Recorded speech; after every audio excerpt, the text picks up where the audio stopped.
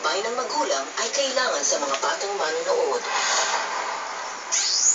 The Voice of the Philippines will start in 3, 2, 1.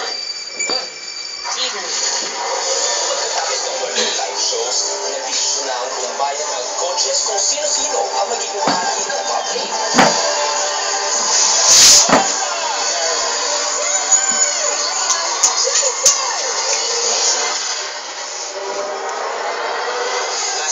Dong, tingnan mo yung bata, nahulog.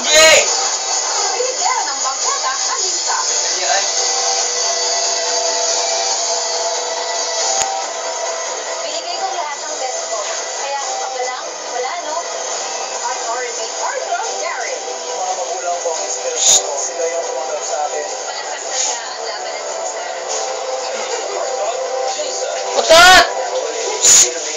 Halika na. Mata.